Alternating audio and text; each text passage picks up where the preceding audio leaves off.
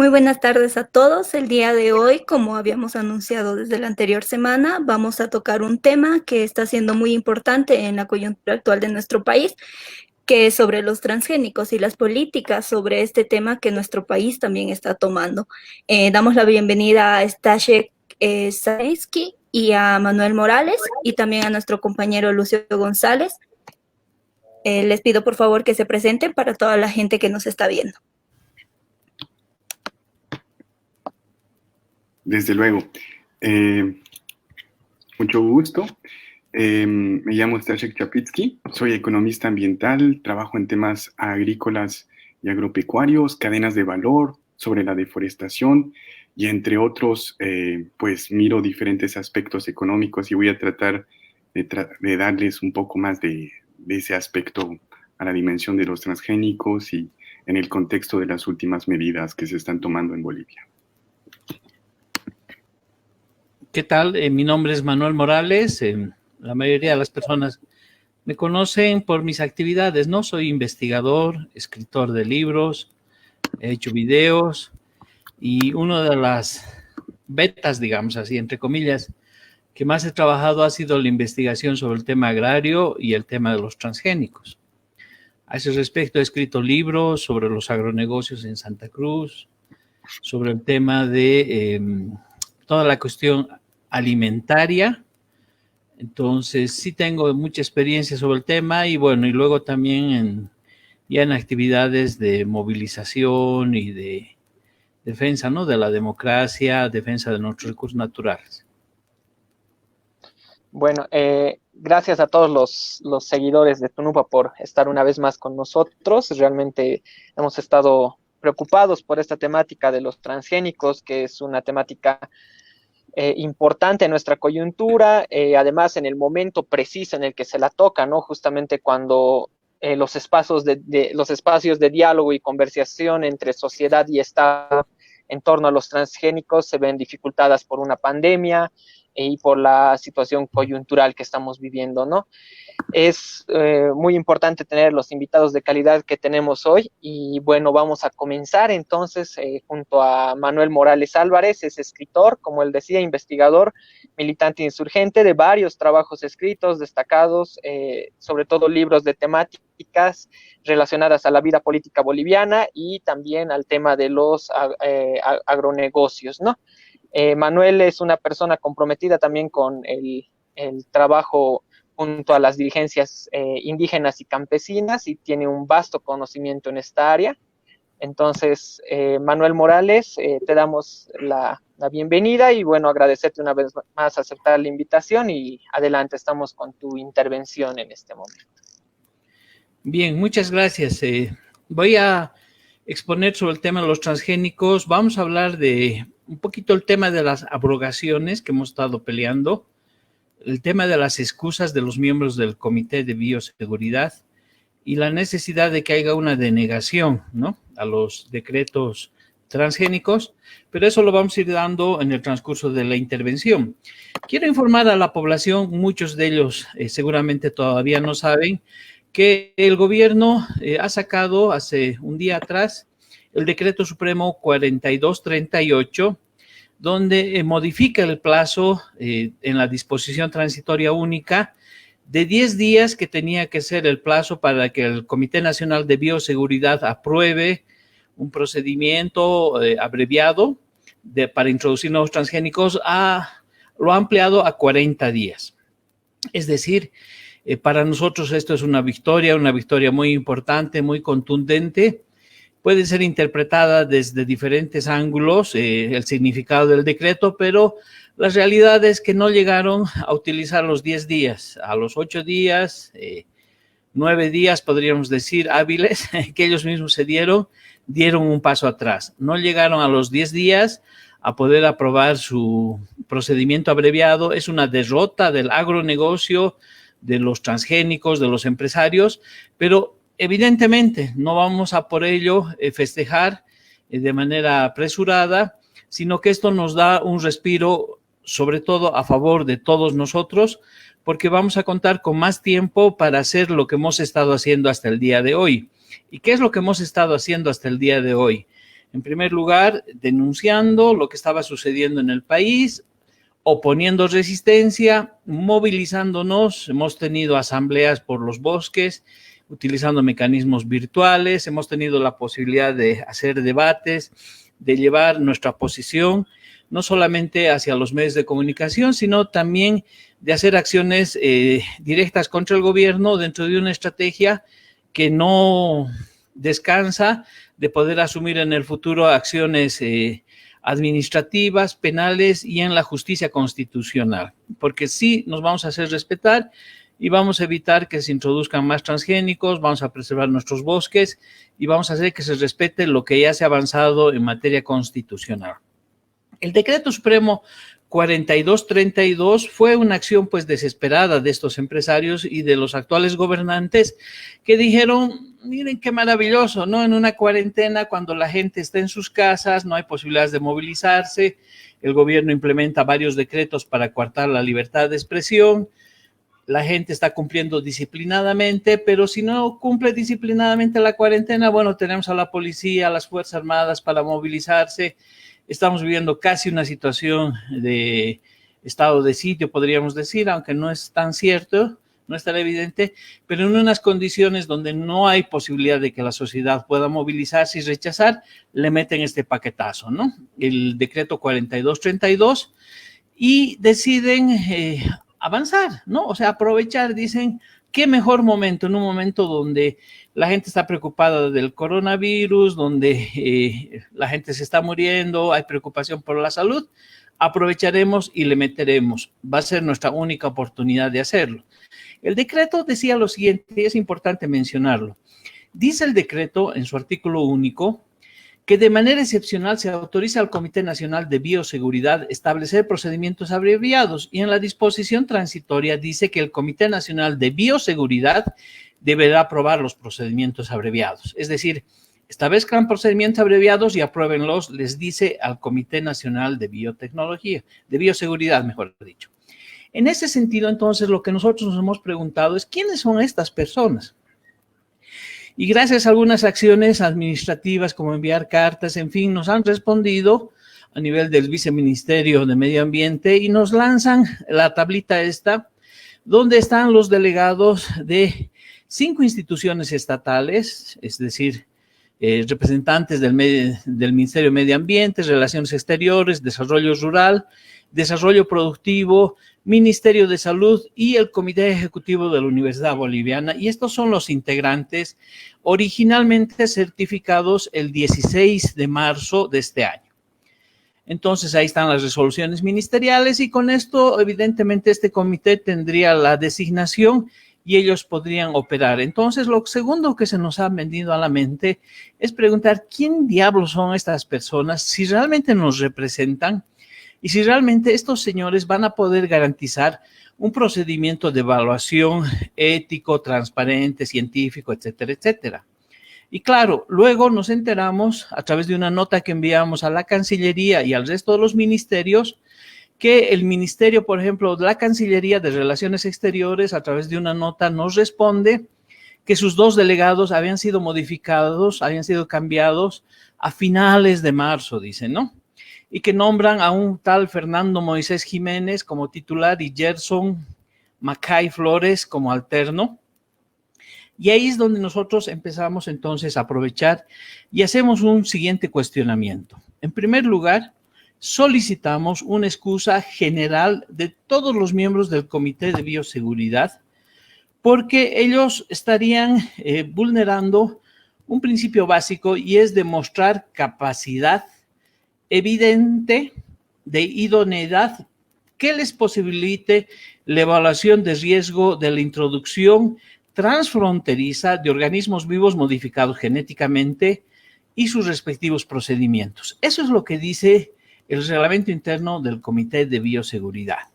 Entonces, aquí no se trata de que la evaluación de los transgénicos va a ser de chisitos, de Coca-Cola, de chicles o de otros productos que contengan algún elemento de transgénico, como lo hizo la ministra el otro día yendo a varios medios de comunicación, para dorar la perdiz, para confundir a la población. Lo que se va a hacer es una evaluación de riesgo de la introducción transfronteriza de organismos vivos, es decir, las semillas, ¿no ve? Genéticamente modificados, y seguramente eso implica además el hecho de que se tenga que evaluar los agrotóxicos, por no llamarle agroquímicos, que es una palabra muy suave, que vienen asociados a los transgénicos. Ustedes saben que todos los transgénicos vienen o resistentes al glifosato, al Roundup, o vienen con un transgénico que es BT, destinado a matar a los insectos, o viene con la combinación de ambos, BT y RR. Entonces, el transgénico tiene que ser evaluado en esas características y nosotros lo que les decimos a los miembros de los ministerios y del Comité Nacional de Bioseguridad es que no encontramos en sus hojas de vida, en sus antecedentes, que tengan capacidad demostrada a nivel científico, a nivel de desarrollo de capacidades profesionales, para evaluar el riesgo de la introducción transfronteriza de estos elementos. Es más, le señalamos a la Cancillería, y esto es muy importante, que en la relación que hay dentro del Comité Nacional de Bioseguridad, hay un aspecto fundamental y es la relación internacional. Los transgénicos no son un producto generado con conocimiento local o endógeno. ¿Eso qué significa? Somos un país atrasado, evidentemente, pero los transgénicos son parte de una vanguardia biotecnológica de empresas que están en Estados Unidos o probablemente en otros países que han desarrollado estas capacidades genéticas para su beneficio. Entonces, el transgénico, por lo general, viene en una relación de exportación o importación hacia el país. Es decir, ellos nos exportan sus transgénicos para que nosotros lo asumamos, nosotros importamos los transgénicos. Cuando digo nosotros, hablamos de ese sector de empresarios. Entonces, hay una relación transfronteriza. Y en ese sentido, los mecanismos de bioseguridad lo que tienen que proteger es al país de probables elementos transgénicos que pueden dañar a la salud humana, a la biodiversidad y al medio ambiente. Entonces, la evaluación se tiene que dar en esa relación. Y en esa relación, fíjense que la Constitución Política del Estado, en su artículo 255, establece que no es probable y no es posible la introducción de transgénicos al país. Y le señalamos a la Cancillería, además, que lea, como está ahí en el documento que ustedes están pudiendo ver, la Ley 401, la Ley de Celebración de Tratados, que en su artículo 4 ratifica que el Estado Plurinacional de Bolivia no puede permitir la introducción de transgénicos. Luego le acompañamos un marco normativo ambiental productivo y de protección de la naturaleza. Nos hemos centrado, para no ser muy extensos, en la Ley 300, en la Ley 144 y sus respectivos artículos, que la Ley 144, por ejemplo, prohíbe que se pueda introducir transgénicos en el tema del maíz, o la Ley 300 que señala que si bien ha habido un evento aprobado de transgénicos el año 2005, de manera paulatina ese evento deberá retirarse. También le señalamos a la Canciller, al Ministerio de Relaciones Exteriores, que hay sanciones administrativas y penales para aquellos funcionarios que vulneren la normativa boliviana para favorecer a los empresarios y para favorecer a los transgénicos.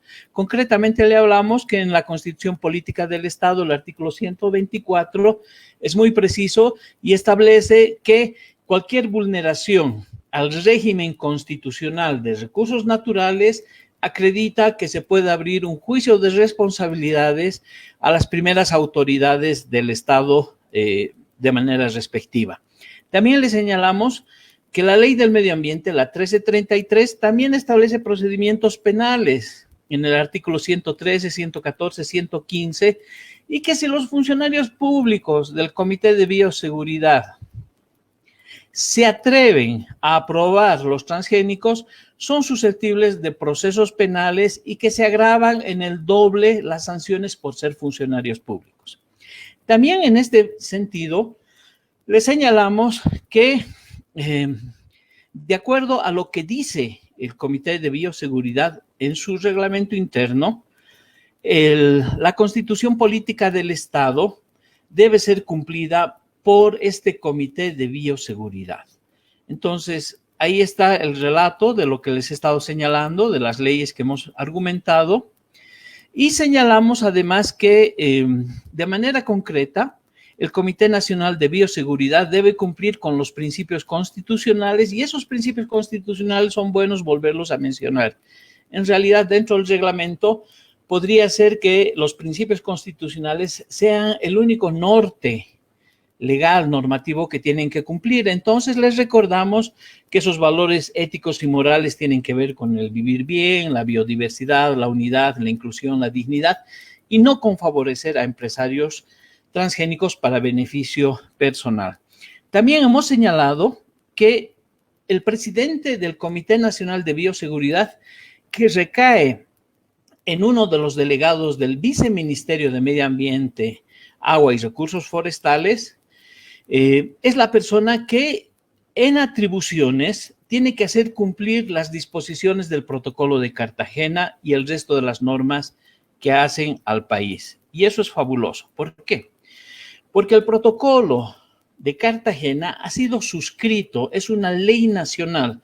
El Estado boliviano ha suscrito el Protocolo de Cartagena sobre bioseguridad, de tal manera que no puede haber procedimiento abreviado de ningún tipo. Hay que cumplir con el Protocolo de Bioseguridad de Cartagena, que establece en su artículo 15 que hay un proceso de evaluación del riesgo que se tiene que hacer de manera científica y que precisamente esta evaluación del riesgo tiene en el anexo número 3 del protocolo toda una serie de disposiciones que ustedes están viendo en pantallas que podrían generar que una evaluación de riesgo de un transgénico debería realizarse por lo menos en 4 o 5 años, caso por caso, y además identificando toda la metodología de evaluación de riesgo. Y esta parte a nosotros nos parece muy importante porque lo que hemos estado señalando es que nosotros no solamente tenemos una oposición a los transgénicos, sino que tenemos argumentos científicos, tenemos argumentos que vienen desde las distintas ciencias, desde los distintos conocimientos que nosotros necesitamos expresarlos dentro del Comité Nacional de Bioseguridad y que los integrantes del Comité de Bioseguridad no es una reunión de amigos para que ellos puedan reunirse y decir, introducimos, hacemos un procedimiento abreviado, sino que tienen que cumplir con las normas, como en paralelo puede ser un comité de ética, por ejemplo, a nivel de salud, o un comité de bioseguridad en el tema de la aprobación de medicamentos hacia el país, donde se tienen que cumplir protocolos, requisitos, etcétera, etcétera. Entonces, ahí tienen ustedes en la documentación que les estoy mostrando todo aquello que les hemos señalado.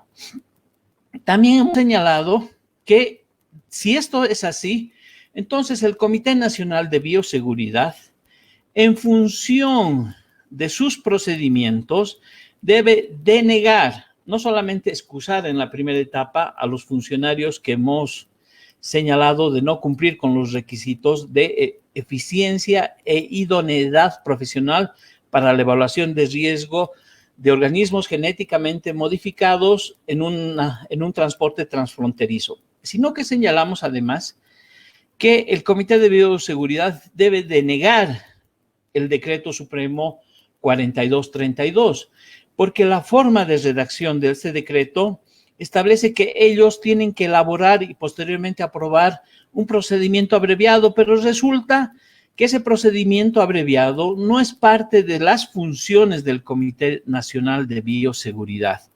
Y al no ser parte de sus funciones, lo que tiene que hacer es rechazar el Decreto Supremo. Ahí está la bibliografía que nosotros acompañamos porque consideramos que estamos entrando en una disputa legal, jurídica, científica. Entonces, todo lo que nosotros hagamos tiene que estar respaldado por fuentes bibliográficas y, en su caso, por conocimientos documentados. La excusa que le hemos planteado a los integrantes del Comité Nacional de Bioseguridad ha sido para parar esta relación, ¿no? Que el gobierno, a través de un decreto supremo, el 4232, presiona al Comité Nacional de Bioseguridad, compuesto por funcionarios de segundo, de tercer nivel, y ellos, en su lógica del agronegocio, iban a elaborar y aprobar los procedimientos abreviados para que sea implementado por el senador Ortiz, que en una jugada política que ellos hacen lo nombran ministro para que implemente todo este procedimiento. La ministra de Desarrollo Rural, Eliana Capobianco, y la ministra Piquer de Medio Ambiente y Agua. Ellos eran los operadores de implementar este nefasto procedimiento en contra del pueblo boliviano, en contra de la Constitución, de las leyes, como les he expuesto de manera más detallada. En ese sentido, acá están, por ejemplo, las atribuciones y deberes del presidente del Comité Nacional de Bioseguridad, y lo que nosotros entonces hemos señalado es que además de hacer la excusa general, hemos planteado una excusa por razones específicas, porque en el reglamento del Comité Nacional de Bioseguridad se señala que la excusa la podemos hacer cuando se demuestre que hay una participación directa o indirecta en la solicitud para realizar actividades con organismos genéticamente modificados. Resulta que uno de los miembros del Comité de Bioseguridad tiene pues una relación directa con las instituciones que han estado haciendo estas solicitudes, como ha sido en el caso de la soya HB4, que sería la ANAPO, porque uno de los miembros del Comité de Bioseguridad ha sido gerente técnico de la ANAPO. Por el otro lado, dice en el inciso B que se puede excusar a los miembros por tener una participación directa o indirecta en actividades que pongan en riesgo la bioseguridad del país. Al ser un conjunto de neófitos en la evaluación de riesgo, ponen pues en peligro la bioseguridad del país. Pero aquí viene lo otro. También es causal de excusa de los miembros del Comité Nacional de Biodiversidad tener amistad íntima o enemistad con el solicitante. Y aquí tenemos la torta, el cherry de la torta. Marín Condori Mamani, miembro titular del Ministerio de Desarrollo Rural y Tierras, que ustedes lo han visto en la televisión los días anteriores, ha sido nombrado con resolución ministerial como delegado titular en el Comité Nacional de Bioseguridad, siendo que ha sido el gerente técnico de la ANAPO, o sea, quiere ser juez y parte, primo confeso de Evo Morales. Y no solamente basta con eso, sino que este señor, además, tiene una empresa dedicada a la venta de semillas transgénicas en Santa Cruz. Es decir, qué lindo, ¿no? Un delegado de la ANAPO que se dedica al negocio de la venta de las semillas transgénicas, resulta que es al mismo tiempo uno de los miembros del comité que va a aprobar la introducción de estas semillas. Esto no es justo, esto no es jugar limpio, esto es hacer trampa y esto es ir contra las normas más elementales de la ética, de la equidad, del equilibrio, en fin.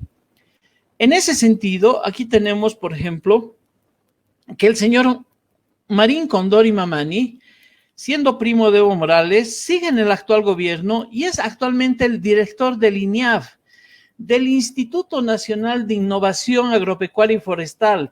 En manos de este sujeto está la política que define el futuro, el tratamiento, la administración de las semillas bolivianas. Es decir, en manos de un tipo que vende transgénicos, está en manos la seguridad y el futuro de las semillas de los productores, de los bolivianos. ¿Se imaginan qué delicada esta situación? Qué grave, qué gravísimo que un delincuente medioambiental tenga además en sus manos la administración de nuestras semillas, que es parte de nuestra riqueza, que es parte de nuestro patrimonio cultural, que tiene que ver con el desarrollo de nuestro maíz, que tiene que ver con el desarrollo de la papa y todas nuestras variedades diversas, históricas, tradicionales, en manos de este sujeto. Pero es más, siendo delegado al Comité Nacional de Bioseguridad, pretende aprobar los transgénicos, vende semillas en una empresa propia y lo hace en complicidad. Acá está la conferencia de prensa que han dado hace 2 días con la ministra y nos muestran los productos transgénicos. No nos muestran las semillas, no nos muestran los agroquímicos que van asociadas para confundir a la población. Pero qué interesante esta fotografía, porque además en este intento de confundir a la población que han tenido, se muestra cuál es el otro objetivo de este decreto y de esta intención. Y es que el sector agropecuario, el famoso sector productivo, está en crisis. No voy a hablar mucho del tema, pero ellos quieren dedicarse a lo que ven ahí en la fotografía. En la situación post-coronavirus, post-COVID-19, cuando el país va a tener la posibilidad de estar en una crisis económica, incluso alimentaria, estos señores quieren tener el monopolio de la venta de productos alimenticios transgénicos. Es decir, el objetivo de este negocio no es sembrar más transgénicos solamente, sino es dedicarse también al comercio de los alimentos. También hemos cuestionado a Jaime Gregorio Argüello Mendoza, militante del MAS, que sigue dentro de las estructuras del actual gobierno, a Carlos Fernando Rivadeneira Michel, delegado del CV, una verdadera vergüenza, una persona que ha sido nombrado viceministro, que no ha durado ni 40 días, lo han votado de ser viceministro, y que aprovechando los nexos políticos que tiene dentro del comité ejecutivo de la Universidad Boliviana, ha sido nombrado en este comité sin tener la suficiente solvencia profesional para encarar esa situación. Entonces, lo que nosotros hemos señalado es la necesidad de que haya una denegación de parte del Comité Nacional de Bioseguridad desde adentro y desde afuera. Eso es muy importante que la gente lo tome en cuenta. Hay un riesgo cuando se habla de la liberación de transgénicos hacia la salud humana, el medio ambiente y la diversidad biológica. Y lo que nosotros estamos planteando es que como defensores de la madre tierra, defensores de la salud, de la biodiversidad y del medio ambiente, debemos estar en condiciones de ir en estos 40 días y posteriormente a dar la batalla científica, profesional, teórica, para demostrar con solvencia, con estudios científicos, con pruebas documentales que los transgénicos dañan la salud humana, el medio ambiente y la biodiversidad.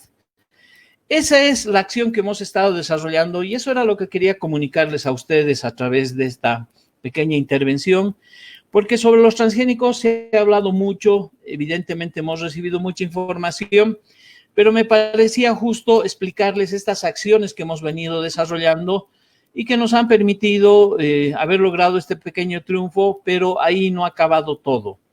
Va a continuar la quema, los chaqueos. Este sector ecocida no va a parar. Seguramente van a modificar a su gente, van a modificar a las personas dentro del Comité Nacional de Bioseguridad. Seguramente van a cambiar ministros, autoridades y van a querer nuevamente volver a intentar introducir estos transgénicos, pero les va a ir mal. Porque nosotros en estos 10 días, en estos 8 días, hemos logrado un triunfo muy importante, hemos logrado que el gobierno retroceda y eso quiero agradecer a todas las personas que desde una manera muy humilde, a través de las redes sociales o a través de instituciones, de pronunciamientos, han logrado parar esta situación. Hemos logrado darle una derrota, no es total, no es absoluta, evidentemente no tenemos aún nada que festejar, pero sin embargo hemos dado un paso muy importante y eso es lo que quería comentarles. Muchas gracias.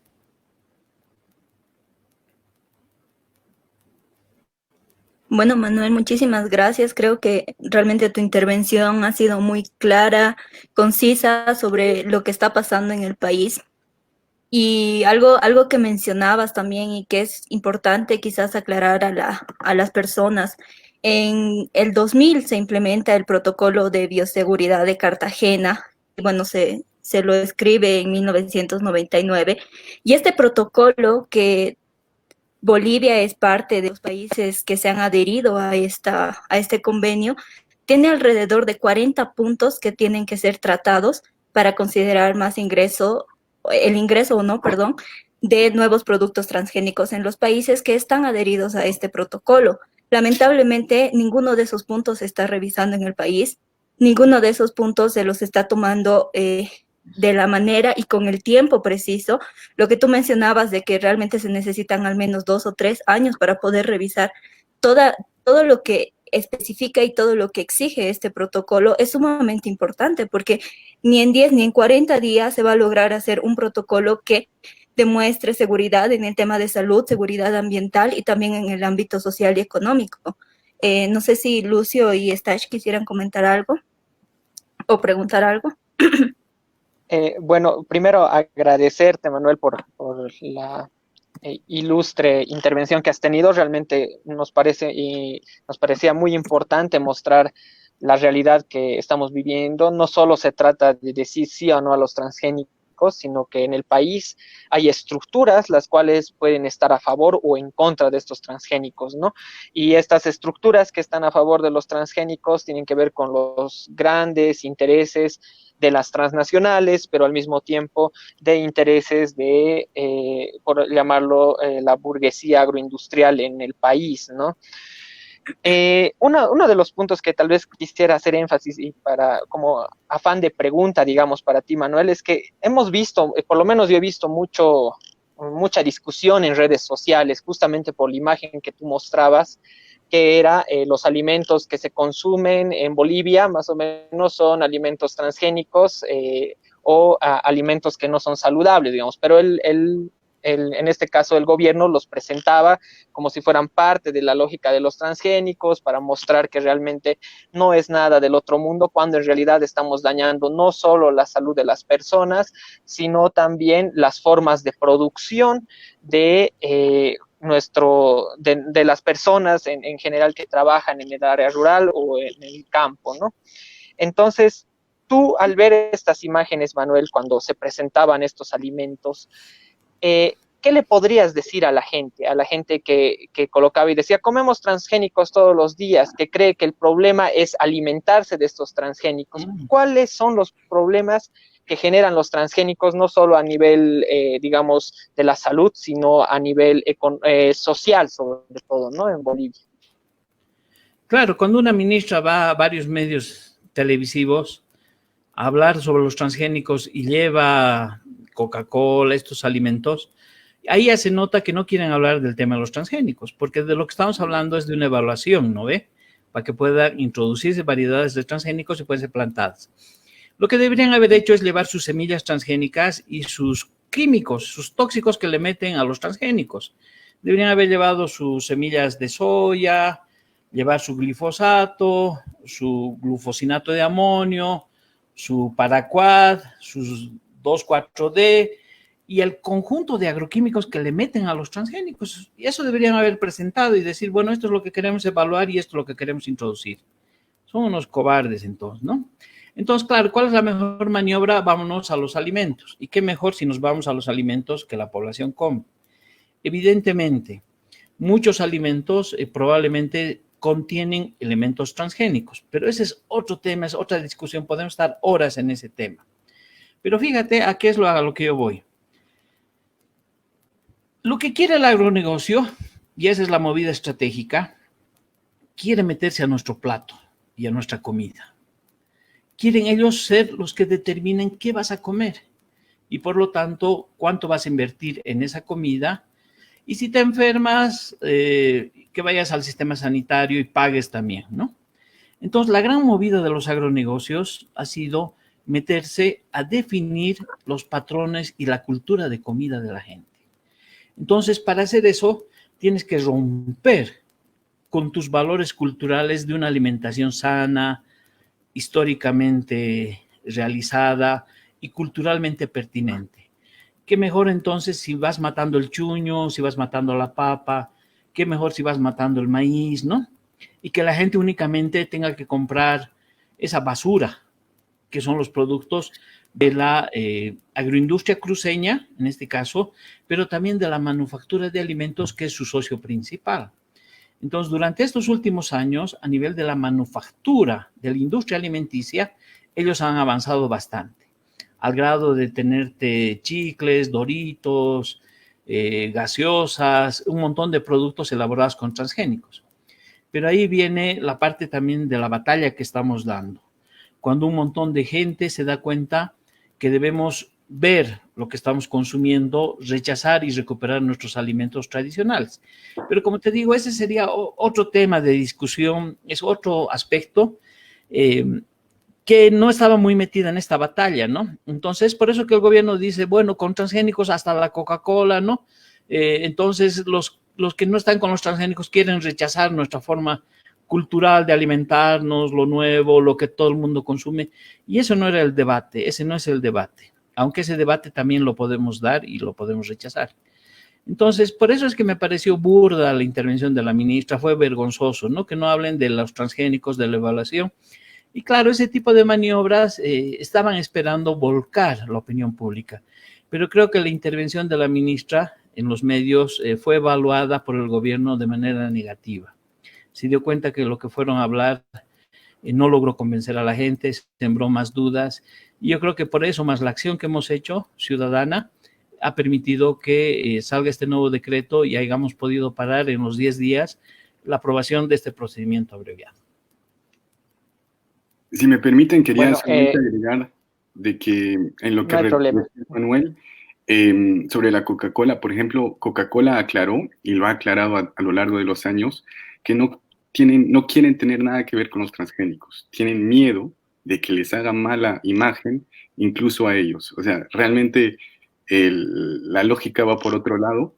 Y por otro lado, además de Coca-Cola, de hablar de que si estás en contra de los transgénicos, estás en contra del avance tecnológico y el hecho de que Messi se haya inyectado un montón de productos para ser el futbolista que es, cosas por el estilo, cuando en realidad deberíamos debatir los números, las evidencias, análisis científicos, y ahí realmente muy de mala fe, hasta más inepto, realmente criminal en cierta forma, ¿no? O sea, en términos el momento, en la situación en la que estamos y la apuesta económica que esto es. Básicamente, a lo largo de estos últimos meses, solamente hemos oído propuestas económicas alrededor del agropecuario. Y si esto es lo único que están apostando y lo único que están haciendo, da mucho miedo.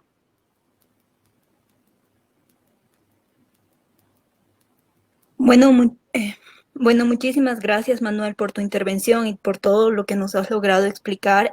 Ahora vamos a dar paso a la intervención de Stash. Terminando su intervención, por favor, abriríamos el debate y el diálogo sobre este tema que es sumamente importante en el país en este momento. Entonces, voy a hacer la presentación y te pediría, por favor, Manuel, que te mantengas en línea para finalizar el debate. Muchas gracias. Bueno, ya lo habíamos tenido en otra exposición la anterior semana, hablando también un poco del tema económico, y que cayó justo perfecto con las políticas económicas que está empezando a tomar el país para reactivarnos y para poder reponernos de toda la crisis que viene ligada también con el tema de la cuarentena, con la falta de producción, con el tema de la pandemia, ¿no? Y la crisis que no es solamente nacional, sino también a nivel global. Entonces, para hablar del tema económico y darle más ese enfoque a este problema que estamos teniendo con los transgénicos, te voy a dejar con la palabra, Stash, para que puedas hablar también con la gente que nos está viendo, casi 180 personas en este momento. Muchas gracias. Gracias. Muy buenas tardes. Hoy día no les tengo una presentación exactamente, pero más bien una pequeña charla, un poco para contarles la historia de los transgénicos y qué quiere decir en Bolivia en términos concretos. Entonces, lo primero es entender de que estamos en un momento en el cual, además de aprobar este decreto que permitiría aprobar nuevos eventos de soja que están ya en evaluación, permitiría en cierta forma la aprobación de muchos más eventos transgénicos. Y la idea entonces en ese aspecto de la parte económica es entender cuál es el business model que se desarrolla alrededor de esto.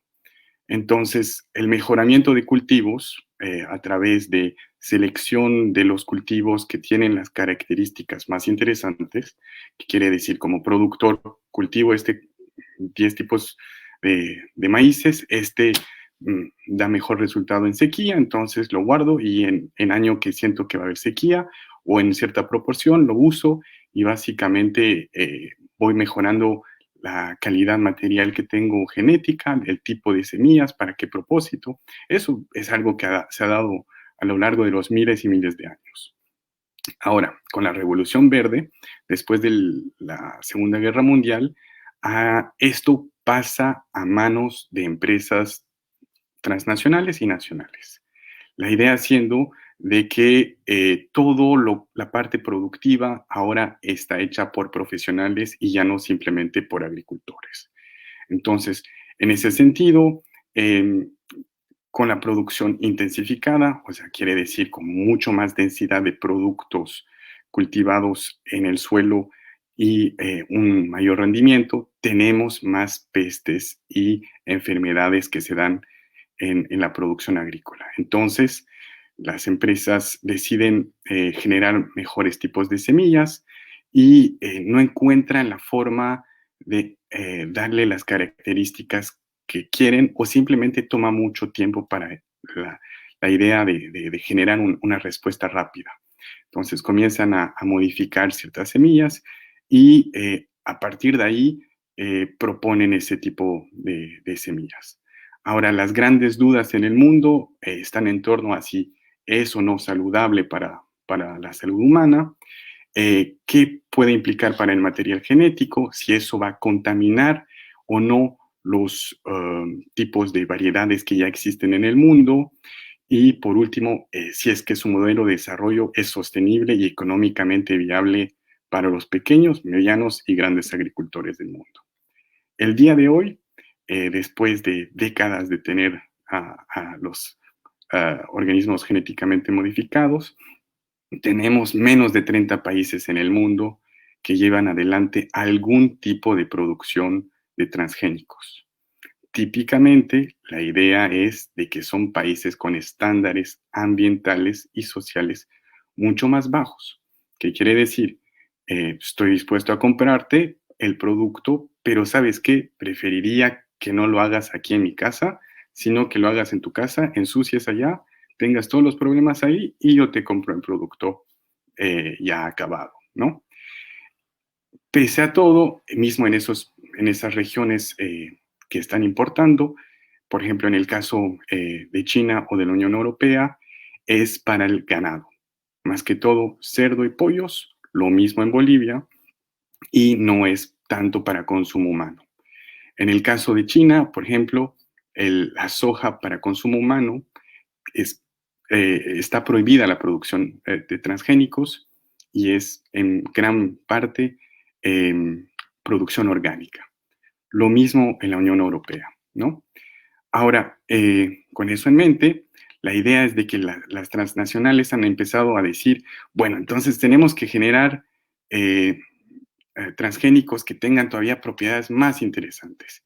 Y ahora están incursionando a la idea de decir, ¿y qué tal si hacemos este cultivo que además tenga un poco más de vitamina C, un poco más de este tipo de hierro, en fin, a modo de decir que realmente somos saludables y que estamos ayudando a erradicar ciertas deficiencias alimentarias, ¿no? Pero hasta ahora no ha dado resultado, no está funcionando. Y en el caso digamos, de un país africano donde han querido incursionar, en el Burkina Faso, es un caso de estudio que pueden buscar, que pueden googlear y que les quiero compartir un poco para que entiendan cómo a lo largo de muchos años una transnacional puede empujar a políticas públicas que después terminan siendo un fracaso económico latente. Entonces, en los años 2000, hay que saber que primero Burkina Faso es un gran productor de algodón y en los años 2000 tuvieron este problema que se llama bollworm en inglés y que afectaba a su producción. Entonces Monsanto viene y le propone que va a llevar adelante la producción de semillas en base a las semillas nativas que tienen ahí, las va a modificar para hacerlas más resistentes a eso. Y entre tiempo les dan las semillas que tienen hechas para Estados Unidos y empiezan pues a testear en el 2008 en campo y poco a poco comienzan a llegar adelante, a tomar adelante la adopción de esas semillas.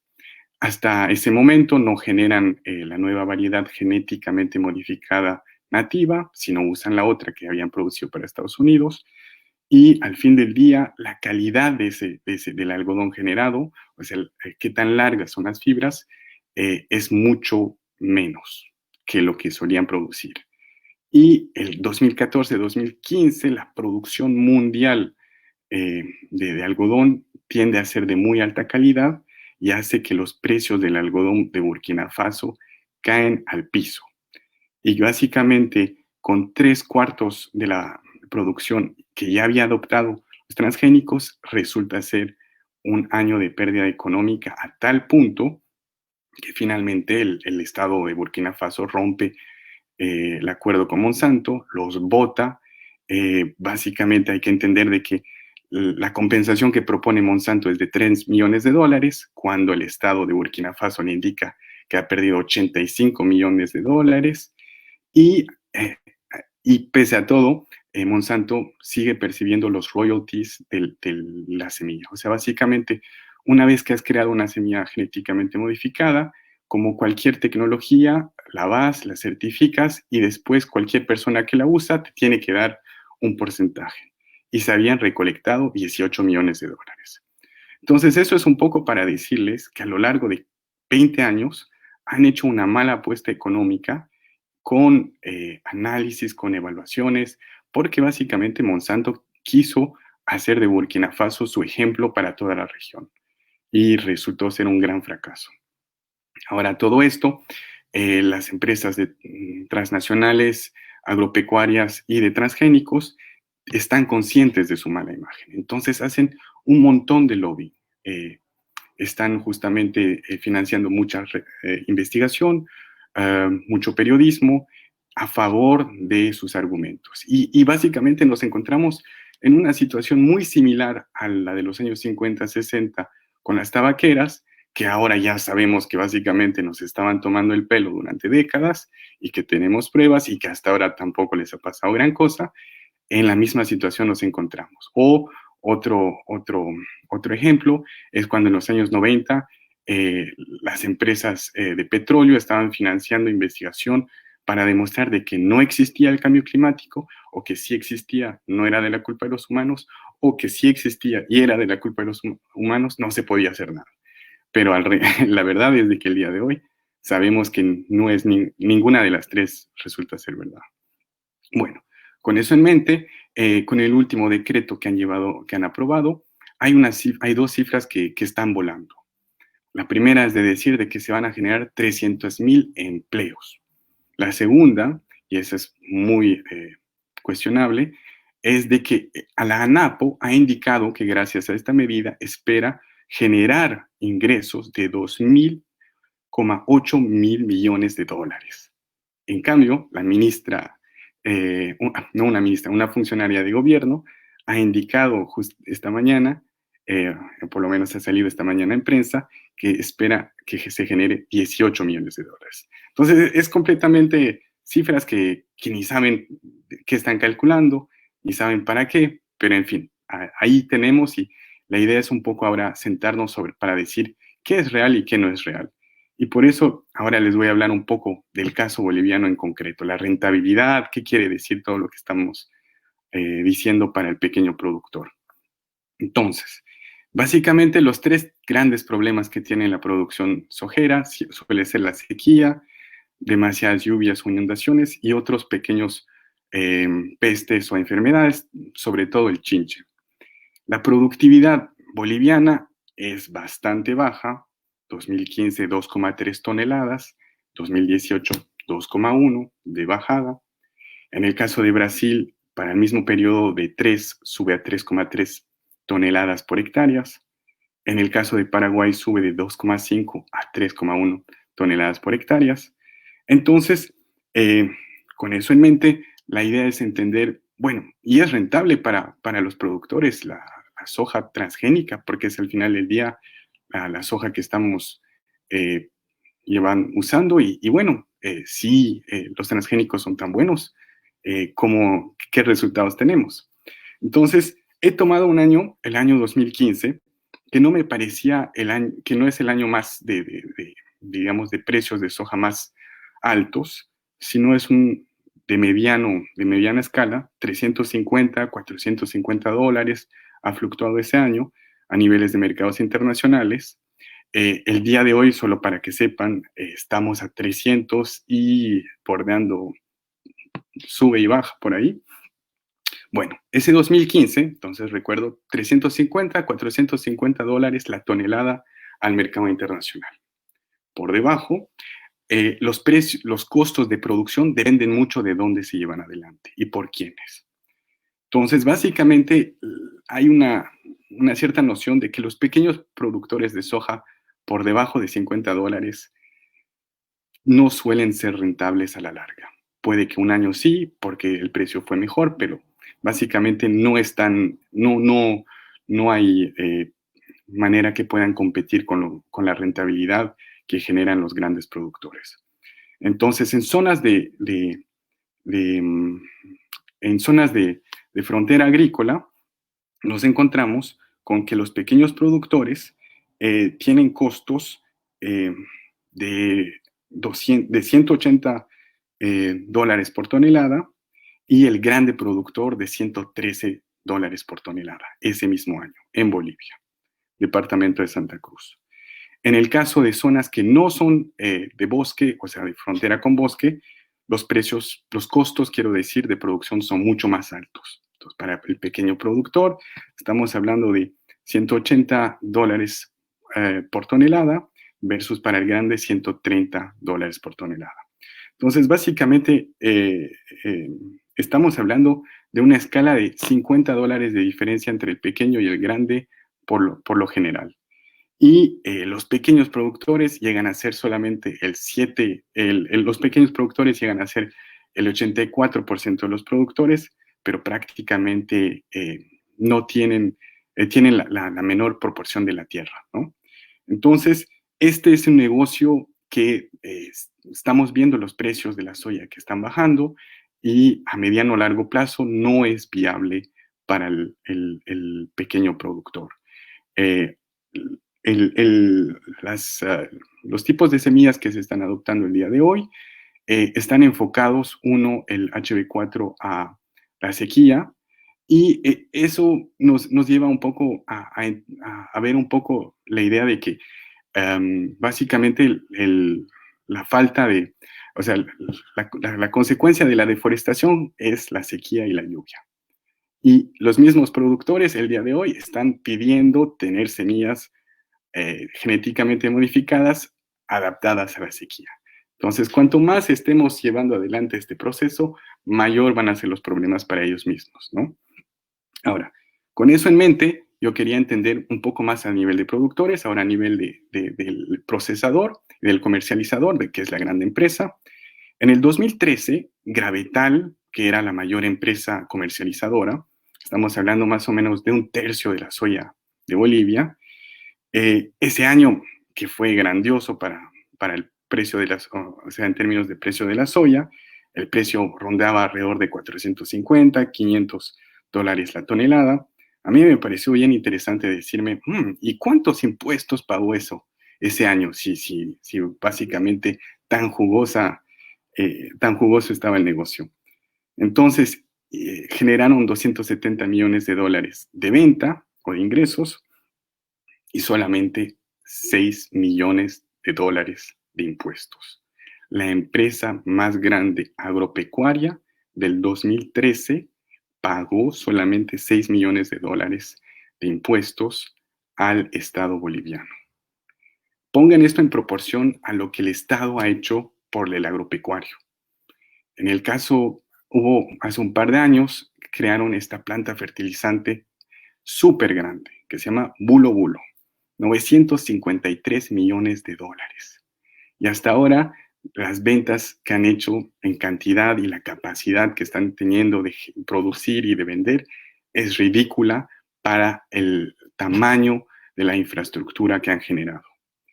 Entonces, en pocas, pues, es un negocio seguramente rentable para algunos, siempre y cuando el Estado te esté subsidiando. Y eso lo vamos a ver ahorita por las medidas que ha tomado el Estado a lo largo de los años para esto. ¿Por qué les digo todo esto? Porque lo que hay que entender es de que la soja transgénica o los transgénicos en general solamente son uno de los elementos del modelo económico. y que hablar de que si la soja es rentable o no es rentable no puede ser extrayéndolo de su sistema económico en el cual está inmiscuido. Entonces, la idea el día de hoy, como estábamos viendo, era de que iban a aprobar entre dos eventos, o por lo menos esa es la intención. Uno de los dos es HB4, me llamó mucho la atención, porque ningún país consumidor lo ha aprobado. Entonces, ¿qué quiere decir? Estamos aprobando una variedad de transgénicos que está aprobada en muy pocos países del mundo, que nadie ha aprobado para la compra, y entonces, ¿para quién? Para nosotros mismos. 1/3 de la producción de soya del país se queda típicamente en el país y alimenta el ganado de cerdos y de pollo. Por otro lado, también el aceite vegetal de soya. Entonces, cuando comen en esos 3 elementos, comen evidentemente transgénicos de alguna forma, si se puede decir. O, quiero decir en otra forma, productos alimentados con transgénicos. Ok, entonces, la apuesta económica para la exportación no lo es. Para la generación de ingresos tampoco. ¿Pretende bajar el precio de la carne de cerdo o de chancho o de pollo? Tampoco. Bueno, entonces, ¿cómo funciona esto? Pues funciona exclusivamente si el Estado le está dando a todo dar. Entonces, después de la nueva Constitución Política del Estado, del 2008 o del 2009, suspenden la función económica social de la tierra. Quiere decir, antes, si tú tenías más tierra que una cierta cantidad y podías correr el riesgo de que básicamente pierdas esa tierra porque si estás siendo un latifundista. Lo estoy simplificando un poco, pero es un poco la lógica que quiero decir. Y se suspende eso porque la idea es apoyar a la consolidación de terratenientes de larga escala, de gran cobertura para la producción de agropecuarios. Ese 2010 hubo unos incendios que hasta el año pasado eran los récords y la sanción económica por cada hectárea que se deforestaba era de 0,20 centavos de dólar la hectárea. O sea, es una suma ridícula. El año, 2 años, 3 años después, 2013, aprueban una ley en el cual se hace un gran perdonazo de todo lo que se ha quemado entre el 97 y el 2011. Y eso con un precio reducido de $2 por hectárea.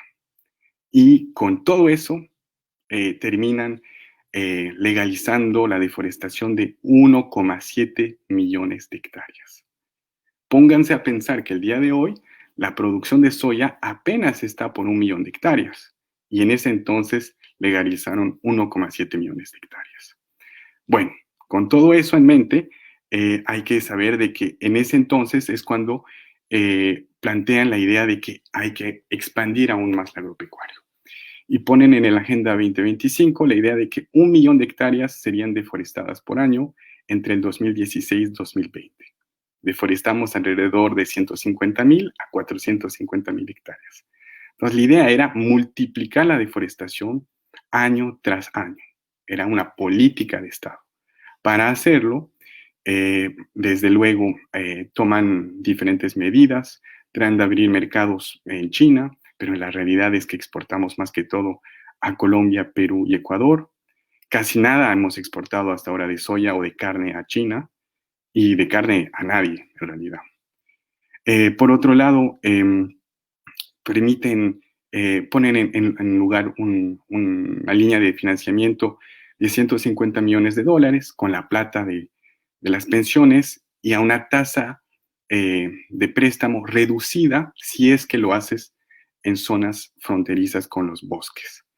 De paso, llevan adelante diferentes perdonazos que les he mencionado para la deforestación, apuntan a otorgar muchas más tierras, que en sí no están nada mal como idea en per se, pero en el conjunto de los pequeños productores que reciben pequeñas dotaciones, si la única alternativa económica que se les propone en términos comerciales en esa zona es la generación de soya, desgraciadamente me temo que a lo largo de los años los que no les van bien van perdiendo ingresos y van siendo comprados por los grandes productores. Entonces, ya para finalizar, simplemente les quería decir de que básicamente la idea del negocio de los transgénicos y la idea del negocio del agropecuario es, en cierta forma, tratar de liberalizar todas las medidas con la esperanza de que algún rato va a retomar adelante los precios de la soya y de otros productos para arriba y al mismo tiempo se sabe que a corto y a mediano plazo, con la crisis y el contexto global que estamos viviendo, no es viable. Pero sí es viable la consolidación de tierras. ¿Qué quiere decir? Quiere decir de que en los 2 próximos años los precios de la soya van a estar muy bajos, los problemas que van a generar la crisis económica va a hacer que van a aumentar mucho los costos de producción y solamente los grandes productores van a ser viables y van a terminar consolidando a través de compra de tierra de pequeños productores. Esa es un poco la idea del agronegocio en cuanto a por qué se debería apuntar tanto a eso, pese a que se sabe que no es viable económicamente. En cuanto a la producción nacional, también hay muchos riesgos para lo que es el maíz y otros cultivos, porque la idea de que, de que los transgénicos puedan contaminar a otros cultivos y que terminen esos cultivos perdiendo sus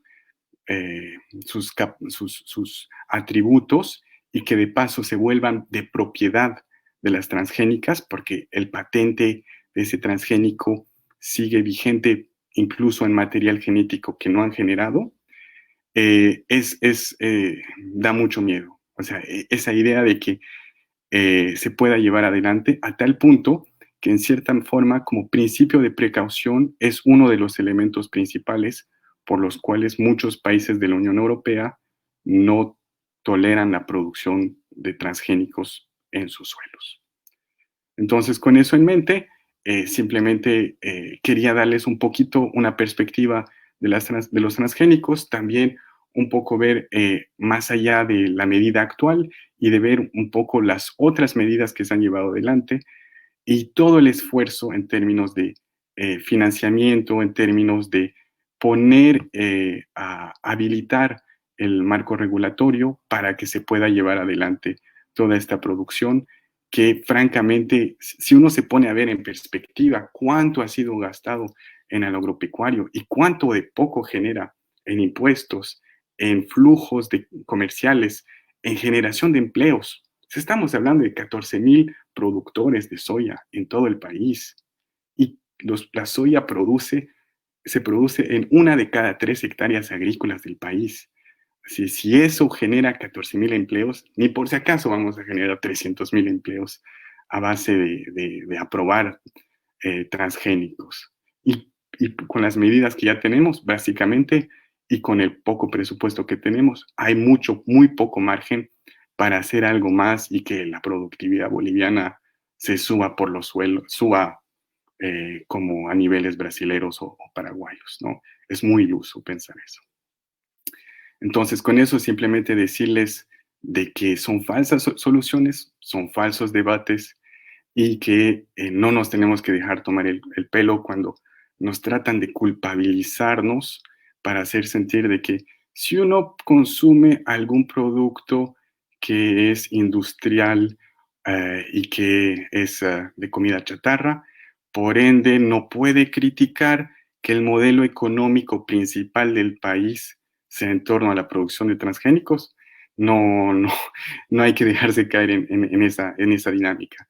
Son muy hábiles y las empresas de ese sector han generado este tipo de estrategias comunicativas a lo largo de los años para contrarrestar este tipo de narrativas y en Bolivia todavía no hemos tenido mucho de de ese tipo de incursión de campañas sociales y de lobbying de los agropecuarios, pero me temo que estamos en este momento.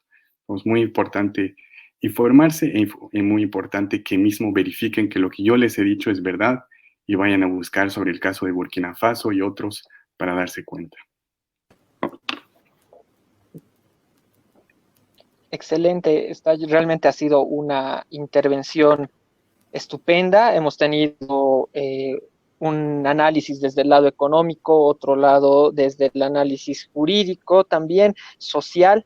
Es importante todo lo que se ha mencionado acá porque claramente vemos que el argumento principal de los transgénicos para los que llevan esta bandera de los transgénicos es precisamente decir que hay un crecimiento económico, ¿no? Pero en realidad hemos visto mediante datos de que esto no es así, ¿no? Justamente la anterior semana teníamos a Alex Vilca de Contiacop, que él mencionaba que quizás esta era una oportunidad en medio de la pandemia, de la crisis mundial, de aprovechar sobre todo a los pequeños productores, a los productores locales para poder más o menos desarrollar, estabilizar una economía y además dar por primera vez paso a esta pequeña producción, ¿no?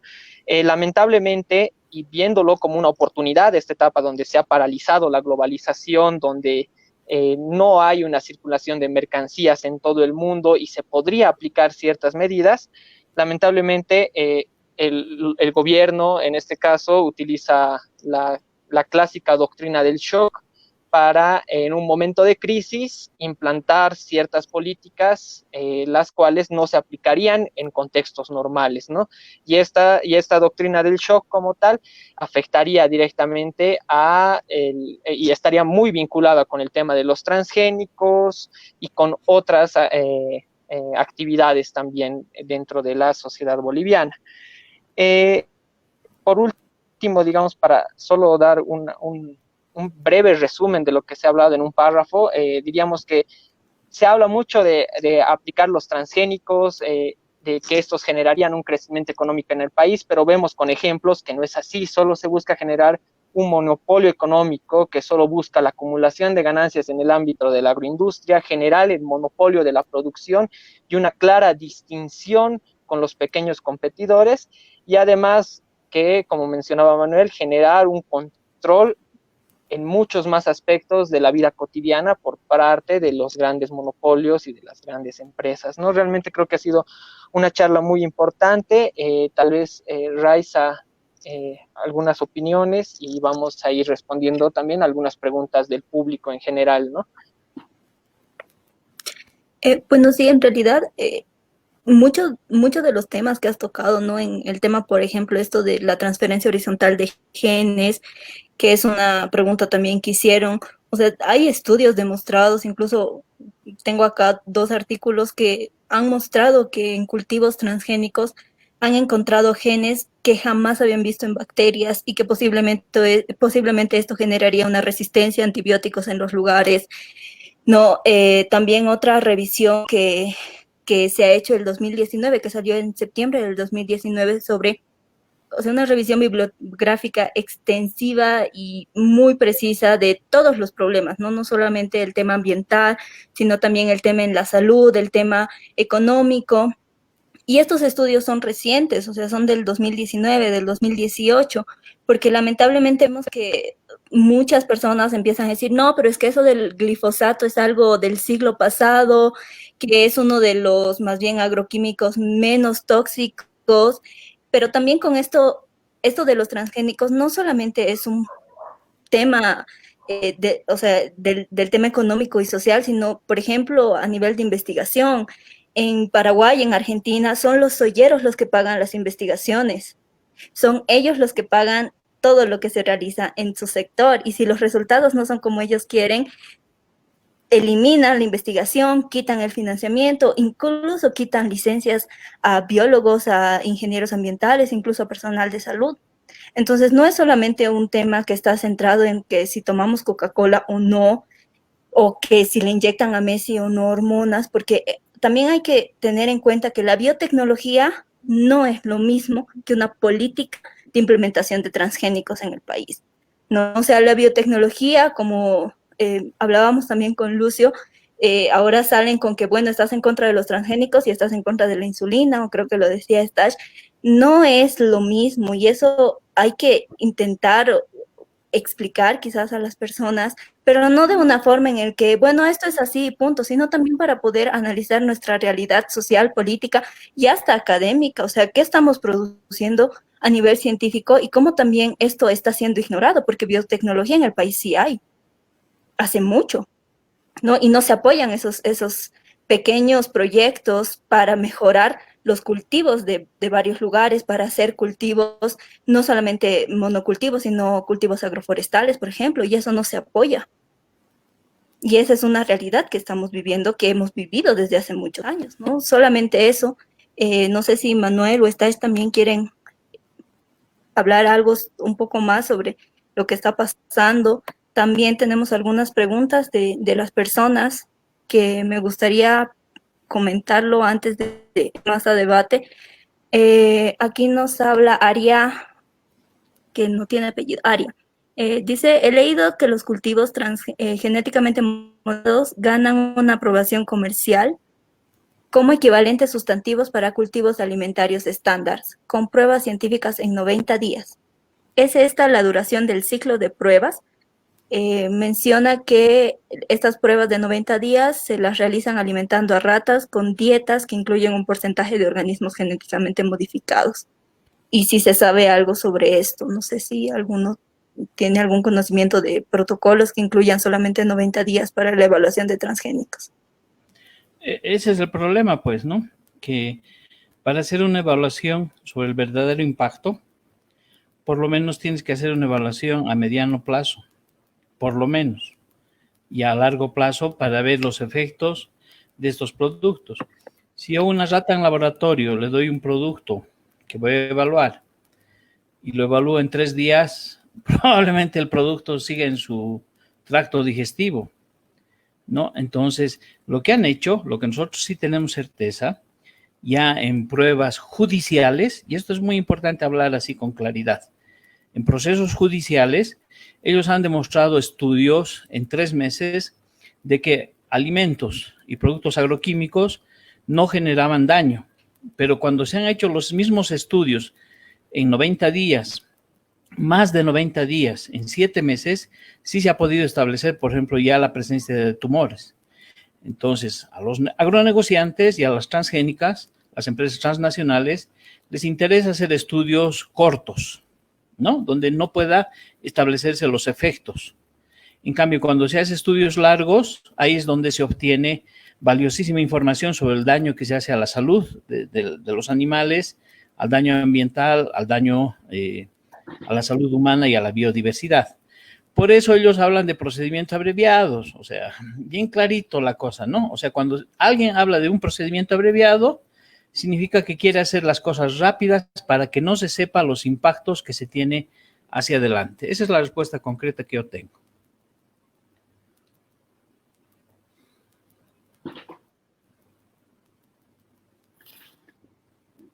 Yo solo para aportar a eso sería de decir sobre el punto, sobre este y sobre el punto anterior, de que básicamente de nuevo la idea es de que es desproporcional el financiamiento que hay a favor de la investigación, o sea, de la investigación a favor de los transgénicos versus el resto, ¿no?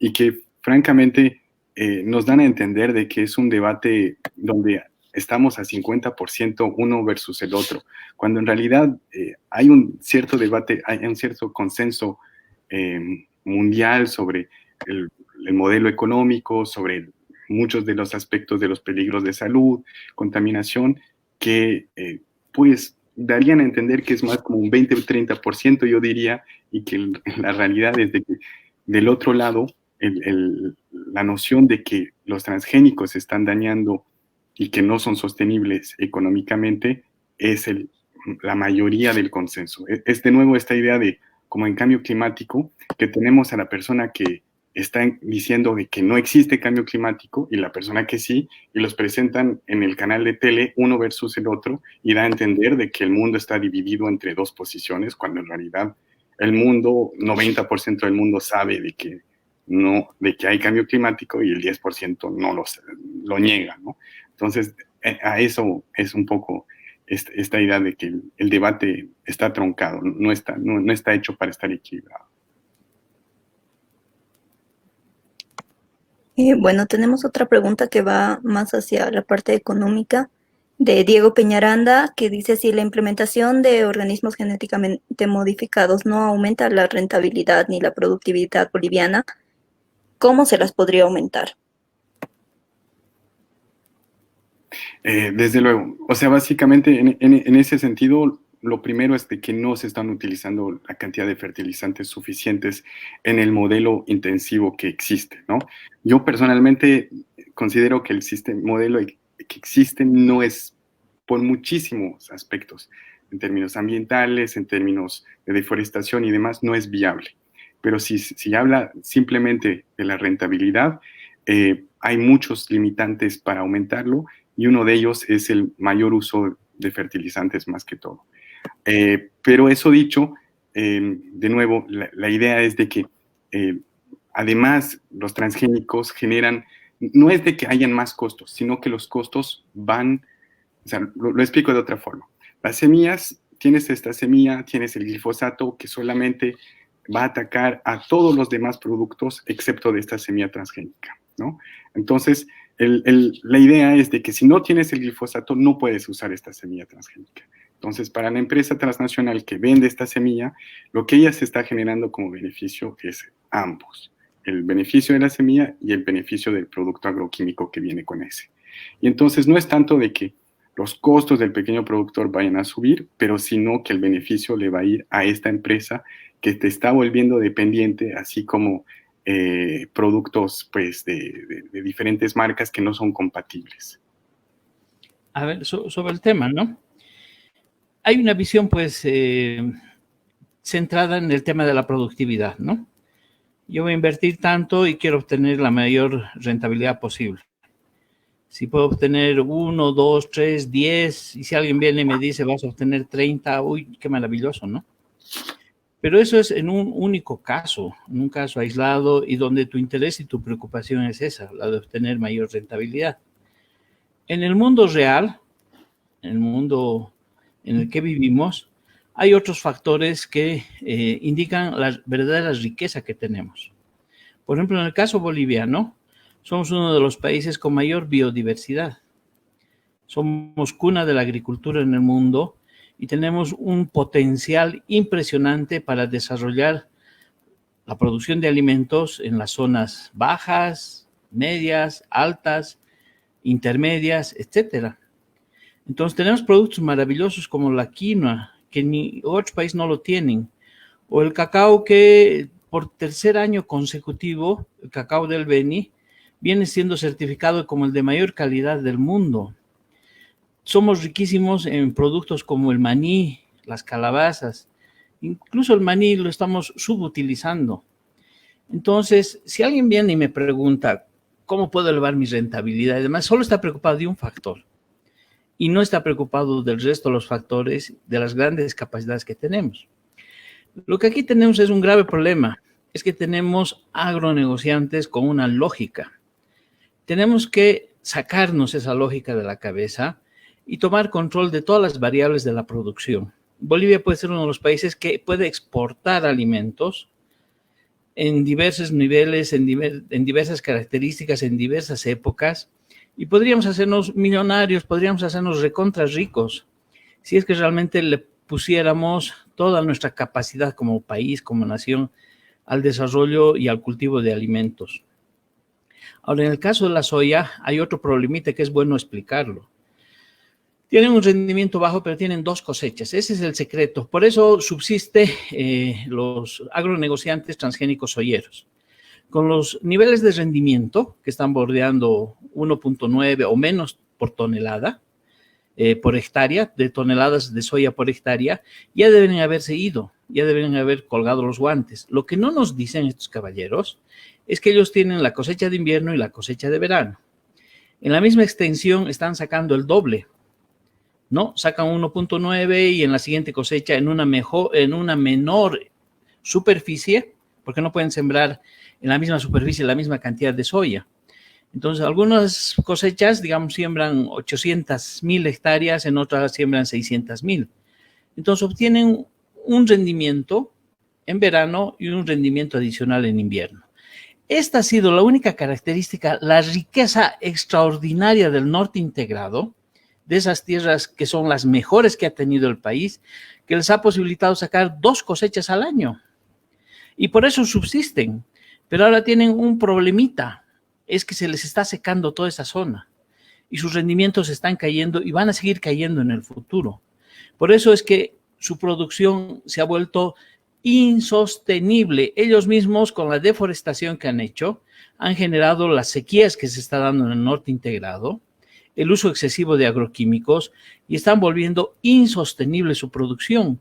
Por eso están gritando, queremos evento transgénico más resistente a herbicidas. Y por eso la HB4 que quieren introducir tiene la virtud no de que está hecha para combatir la sequía, sino que está hecha para recibir un segundo herbicida, que es el glufosinato de amonio, ya no solamente el glifosato. Entonces ellos necesitan un producto transgénico con un doble de herbicidas, de venenos, de agrotóxicos, para poder recuperar o poder mantener sus rendimientos. Si esto sigue así con la caída de los precios, prácticamente el sector soyero el próximo año va a estar entrando ya en una crisis muy fuerte, y los bolivianos tenemos que ponernos a discutir qué vamos a hacer con el sector, no imitarlo, no ir bajo sus parámetros, sino cómo recuperamos esas tierras y las reutilizamos para generar soberanía alimentaria. Esa es la posición que yo tengo. Solo si me permiten, quiero complementar dos cositas de lo que dijo Manuel, de que si bien el sector soyero va a estar en crisis en 2 años, hay que entender de que los grandes productores posiblemente todavía les vaya bien. ¿Por qué? Porque la rentabilidad en el 2015, por lo menos de un gran productor, era de que para cada dólar invertido, recuperaban ese dólar y generaban 80 centavos de dólares siempre y cuando estaban sobre frontera boscosa. Versus para el pequeño productor, la rentabilidad varía de 8% a 24%. O sea, básicamente pones $1, te genera 0,08 dólares. 0,08 dólares, perdón. Y por otro lado, te genera o hasta 0,24 dólares. Entonces, básicamente, la idea es de que no es un negocio para todos y que los grandes productores que tienen el 70% de la tierra de soya son los que posiblemente puedan generar todavía algunos ingresos siempre y cuando a los otros les vaya mal. Entonces, es iluso pensar de que de ahí va a generar empleos. Es iluso pensar de que van a haber más empleos. La verdad es de que lo más probable es que hayan menos y menos y que se vayan concentrando la tierra y consolidando los latifundios.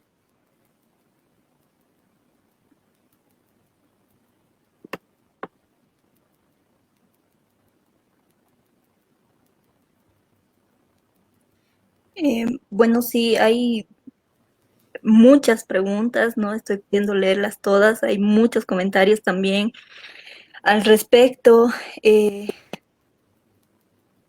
Hay una pregunta y también abriendo un poco al debate sobre, la persona está en Facebook como Atypical Crow y habla sobre el maíz que ya tenemos en el país, ¿no? Y voy a resumir el comentario que nos hace porque es bastante largo y más o menos pregunta si nosotros no consideramos que ya el maíz que tiene mucha variedad en el país no se mezcla entre esas variedades y que al mezclarse no pierde sus propiedades y más o menos si esto sería lo mismo que lo que pasaría con maíz transgénico. No sé si tienen alguna opinión al respecto sobre las variedades que ya existen en el país de maíz y si estas se mezclan entre sí también podrían perder sus propiedades.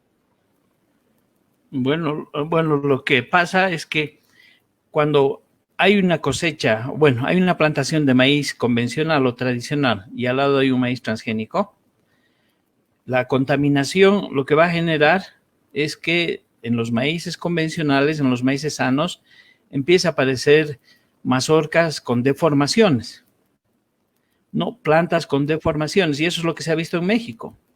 De esa contaminación que generan los transgénicos estamos hablando, y no de la mezcla que puede haber entre un maíz y otro, que puede dar algún producto interesante por ahí, pero que por lo general no se da tanto al azar, ¿no? Sino que los productores de maíz saben qué maíz están sembrando, saben qué parcelas hay en su alrededor. La contaminación transgénica es terrible porque genera ya deformaciones y sobre eso tenemos estudios. Entonces, en Bolivia no puede ingresar maíz transgénico, no puede ser sembrado maíz transgénico porque el grado de contaminación va a generar la pérdida de variedades de maíz. Y por el otro lado, como los campesinos a veces están un poco desorientados, o los mismos municipios o estos traficantes de semillas les inducen a plantar maíz transgénico sin que ellos sepan, luego ven las consecuencias ya cuando están en el tema del desarrollo de la planta. Esa es la respuesta que yo te doy sobre ese tema.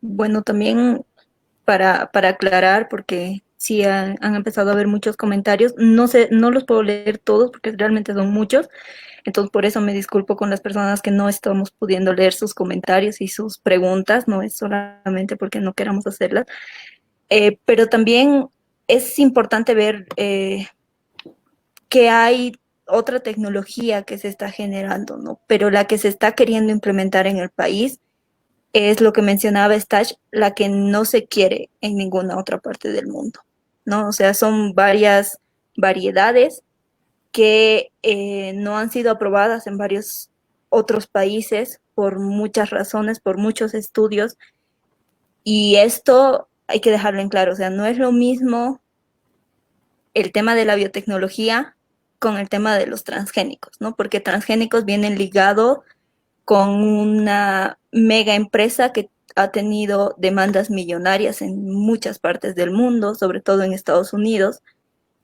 como es Monsanto, como son las semillas que vienen de esa empresa. Entonces, no es lo mismo hablar de transgénicos que de biotecnología, porque también existe que salva al mundo, que puede ayudar, que puede dar beneficios, pero no es lo que se está hablando en esta charla, no es lo que se está tocando respecto a este punto, ¿no? No sé si quieren complementar más algo al respecto. Hay una pregunta que tal vez quisiera hacerle, estamos tocando un poco estos temas. Dice Diego Peñaranda, muchas gracias por las respuestas, y pregunta, ¿y no se podría tener un sistema mixto en el que sea compatible la existencia de grandes productores y pequeños productores con productos orgánicos destinados a nichos del mercado internacional y otros?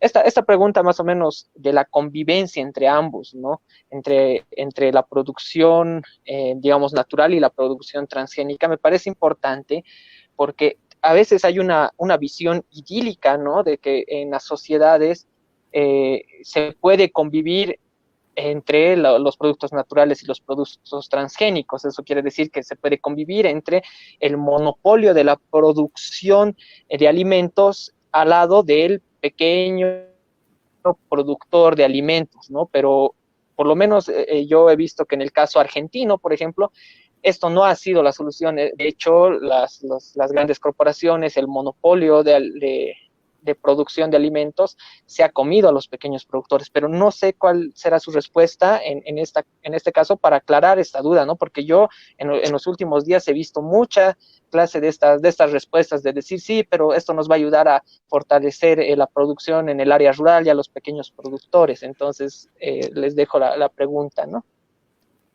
Ya, yo quiero decir dos cositas solamente. Lo primero es que los pequeños productores de soya en el país, o sea, quiere decir menos de 50 hectáreas, tienen en promedio 12,5 hectáreas de soya. En sí no es viable con los precios que vengan adelante.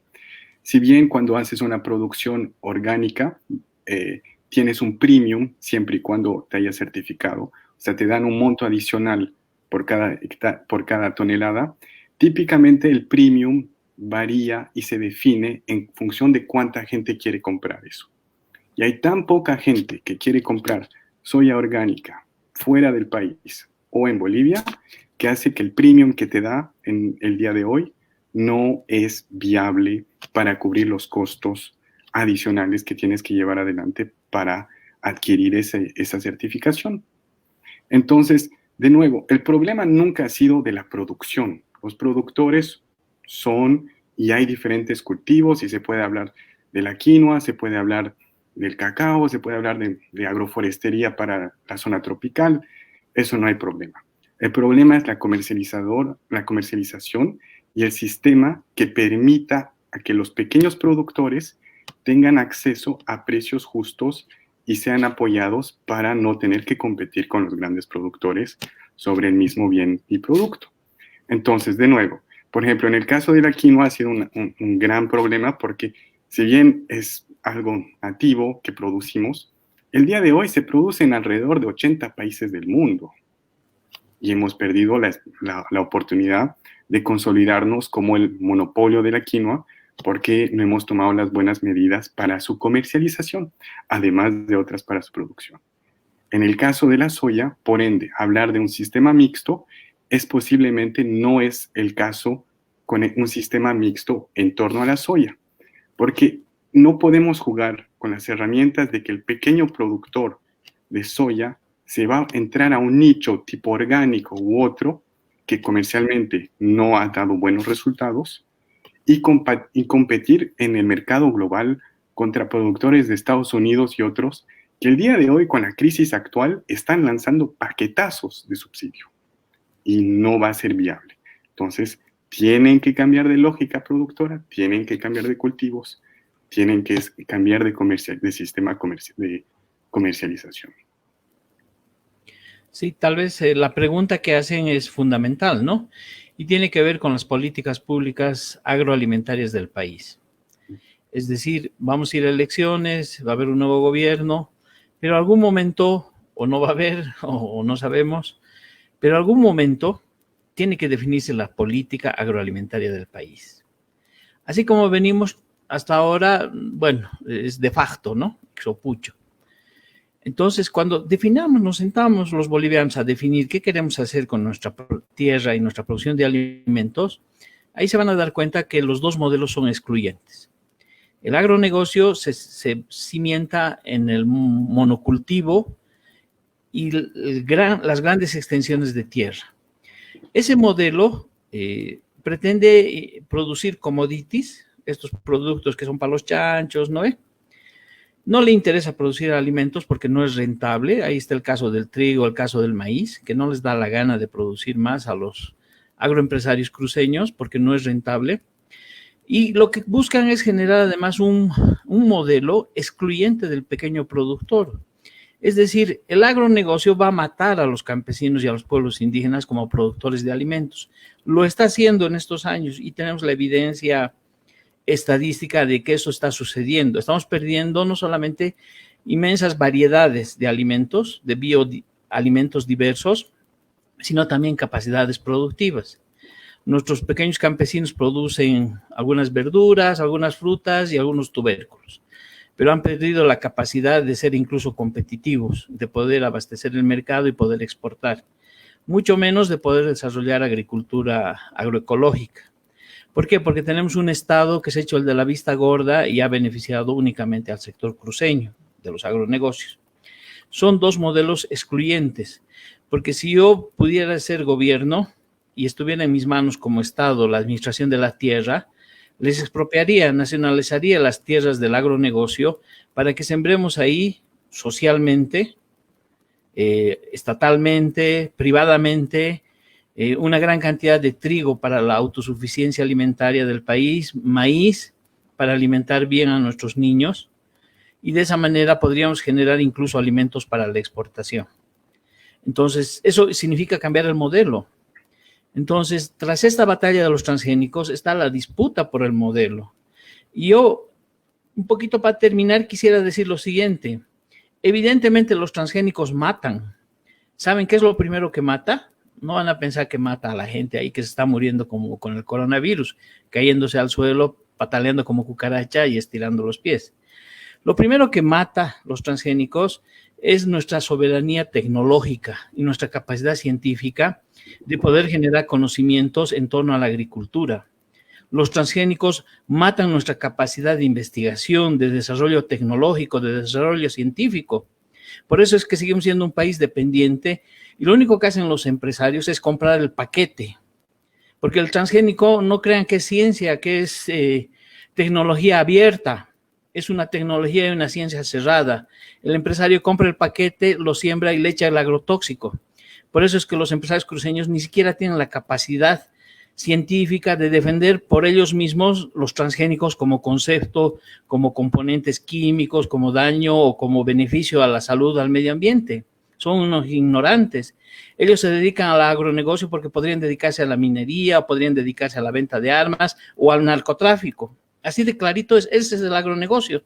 Es una peste de la que nos tenemos que librar. Y por eso es que la única posibilidad de que haya soberanía alimentaria, que desarrollemos nuestras potencialidades, nuestra gran biodiversidad, nuestra inmensa capacidad de producción de alimentos que tenemos, es librándonos de esto que está matando nuestro conocimiento, nuestra cultura, nuestra tradición alimentaria y productiva. Por eso podríamos señalar, agronegocio o muerte, así de clarito es. O vive el agronegocio y nos impone sus condiciones, o morimos como productores y como país patrimonio de biodiversidad de alimentos.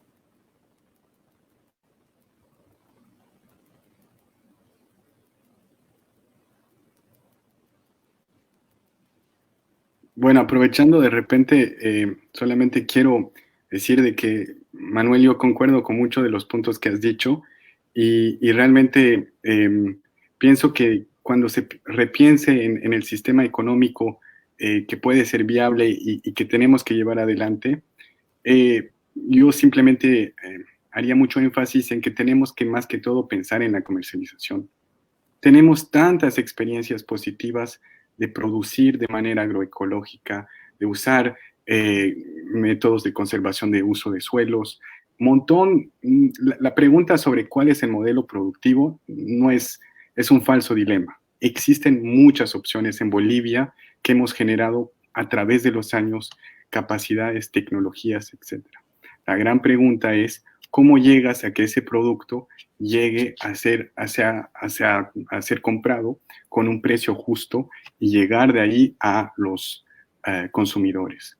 Y de nuevo, como lo dije la otra vez, siento de que estamos poniendo las esperanzas de que de algún lado surja un actor comercializador justo que haga el bien por los pequeños productores, cuando en realidad de repente tenemos necesidad de una intervención estatal o de una cooperativa de productores para la comercialización mucho más fuerte.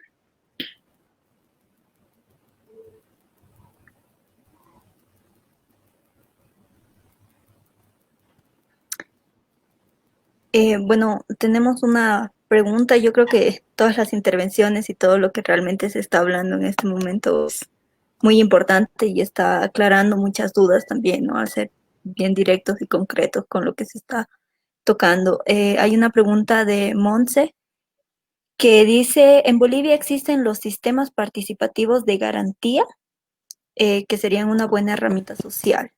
No sé si... No sé. Ni idea de qué estará hablando, ¿no?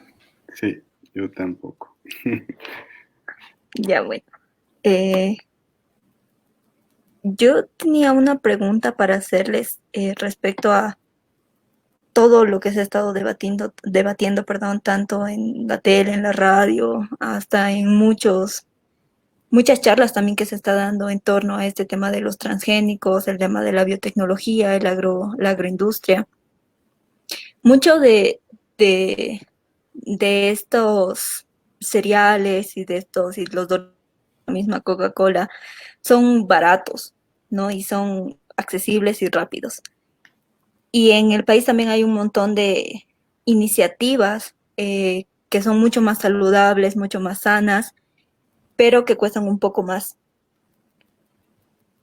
¿Cómo ¿cómo funciona esto? O sea, ¿cómo realmente se puede reducir los costos de una producción que sea saludable, que sea rentable, que sea ecológicamente amigable y socialmente también adecuada, ¿no? O sea, que dé trabajo a personas que están poniendo de sí para producir esto.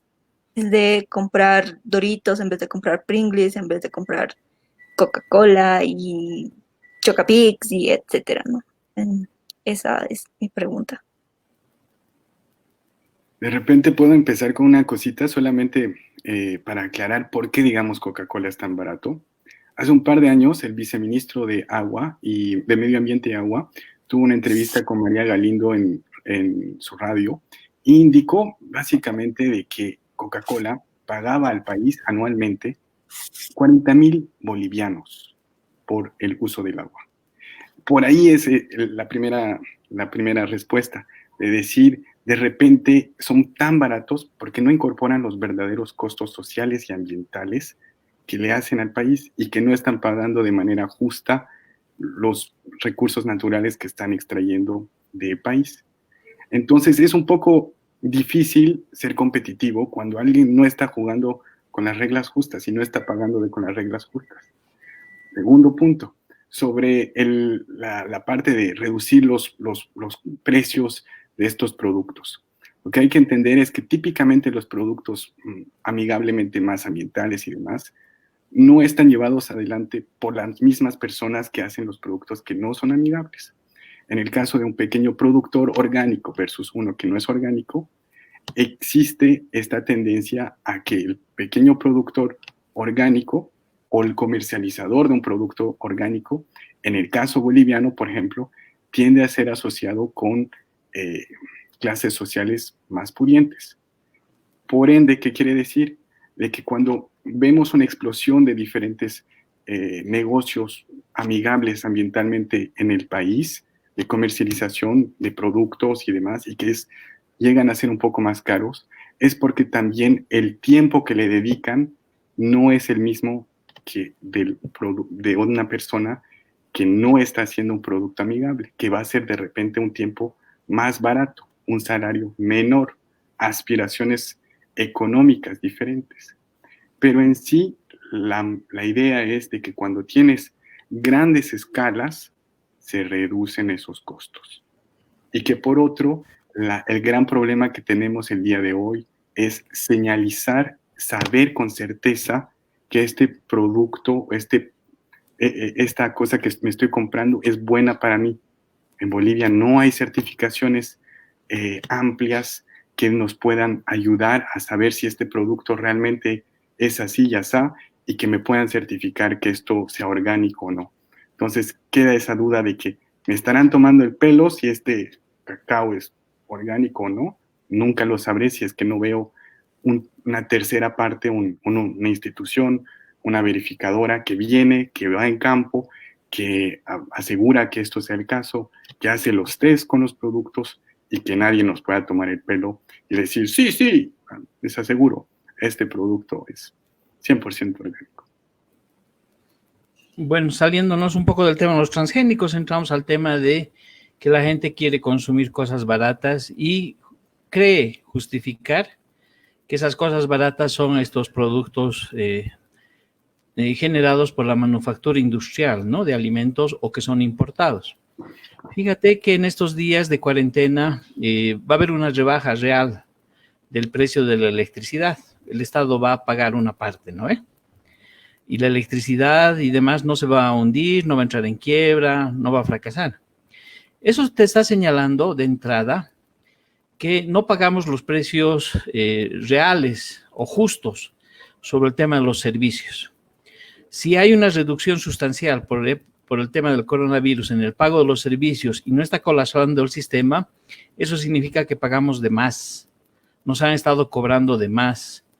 Y resulta que cuando tú trabajas y generas algún ingreso, antes el papá o el jefe de familia o la mamá que mantenía a toda la familia, únicamente con su trabajo podía mantenernos. Ahora tienen que trabajar ambos e incluso los hijos para lograr estar a final de mes tas con tas. Entonces hay un exceso en el pago de los servicios y también hay un exceso en el pago de algunos alimentos. Cuando hablamos de Coca-Cola, de Sparkies, de Doritos, todos son productos importados y eso tiene un costo adicional. O son introducidos vía contrabando, no pagan impuestos. Entonces eso significa que muchos de estos alimentos están ya inflados y que el costo real de producción probablemente no es el que nosotros estamos pagando, incluyendo la ganancia del que lo produce o del que lo revende. En ese sentido, tenemos que hablar de un rediseño de la producción de alimentos. Tenemos que hacer un estudio de cuánto realmente es lo que cuesta la canasta básica de alimentos y tenemos que establecer una serie de políticas alimentarias. Yo les decía al principio de la intervención o en una de las partes que lo que el agronegocio quiere es meterse con tu plato. Ellos quieren dominar y determinar qué es lo que vas a comer, cuánto vas a pagar por eso y qué cosas no deberías comer. Y nos están llevando una cultura alimentaria dominada por sus patrones. Pero resulta que a diferencia del mercado, donde tú te puedes comprar un auto Toyota o un auto Nissan y ahí acaban tus alternativas, en el tema de los alimentos nosotros tenemos una gran oportunidad y es la emancipación de los dictámenes del mercado sobre cómo debes comer, qué debes comer y en qué calidad deben ser tus alimentos. La posibilidad que nosotros tenemos desde la resistencia de nuestro plato, desde la resistencia de nuestras cocinas, de nuestras canastas, de nuestros mercados, es que nosotros podemos determinar qué cosas vamos a comprar y cómo las vamos a procesar para alimentarnos. Es decir, yo puedo elegir que quiero comer sano, que quiero que mis hijos coman sano y mis familiares coman sano, y puedo determinar qué voy a comprar y puedo cocinar mis propios productos, emancipándome de esa industria de los alimentos que sobre todo se da en las grandes ciudades. La comida chatarra que te la venden ahora trayéndotela en motocicleta hasta la puerta de tu casa.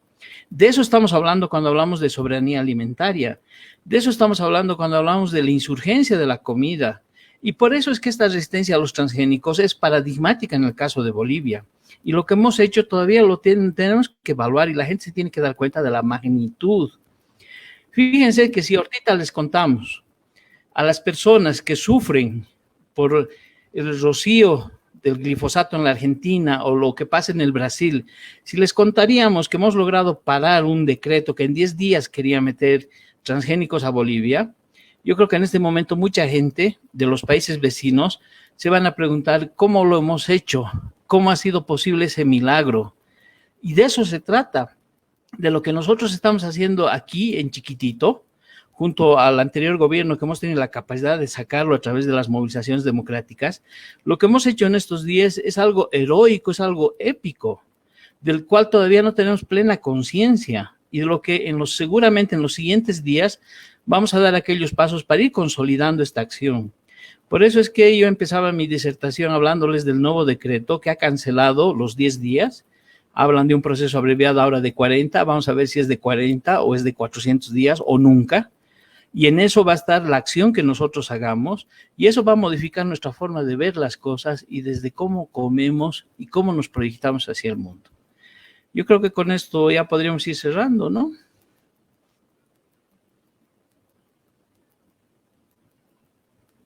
Bueno, sí, gracias más bien a ambos participantes. Creo que hemos podido hablar largo con las personas que han comentado. Tal vez no hemos podido tocar todos los puntos de sus preguntas, pero creo que ha sido muy importante el aporte de ambos invitados. Seguramente van a estar hablándonos más adelante de muchos otros temas.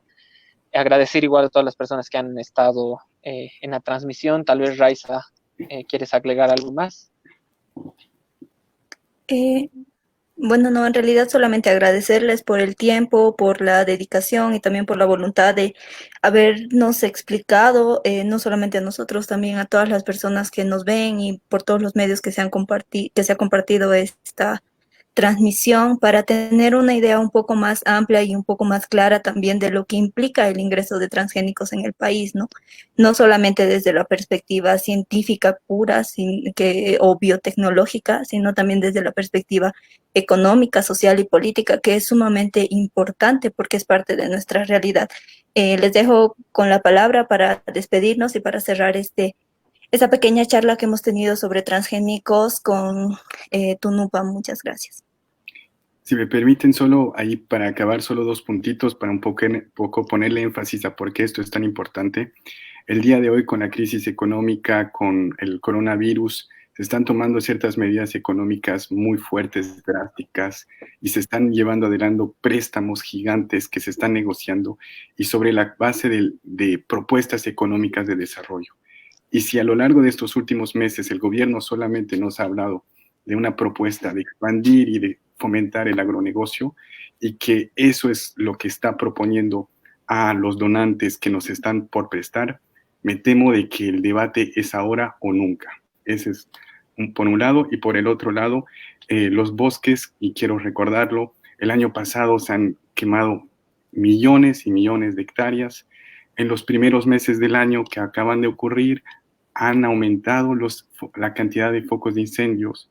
Estamos en un camino en el cual las sanciones en contra de los incendios no se están dando, y con la cuarentena y con el coronavirus, la atención al público está derivada hacia el problema de la salud, y mientras tanto nuestros bosques se están quemando. Bueno, yo agradecerles, ¿no?, a TUNUPA por el espacio, y vamos a estar volviéndonos a ver para tratar este y otros temas. Muchas gracias. Gracias, una vez más, gracias a los participantes. Ha sido un récord, creo, de visión, de espectadores como tal para la página. Nos sentimos alegres, contentos de que muchas personas se están interesando por los temas que estamos tocando. Nuestra idea, quizás como organización, tenemos un posicionamiento al respecto, pero la idea es dotar de argumentos, ¿no?, sobre todo al público al que nos debemos, en este caso un público joven, un público universitario, una generación que está construyendo nuevos paradigmas, sobre todo para este país que tanto lo necesita, ¿no? Entonces, muchas gracias a todos una vez más en nombre del equipo de TUNUPA. Gracias, Manuel. Gracias, Stitch. Realmente un aporte invaluable, creo, el que se ha realizado hoy día. Y bueno, simplemente eso, y muchas gracias a todos los espectadores, ¿no? Gracias, Mil. Bueno, muchísimas gracias. Cerramos transmisión entonces. Hasta luego.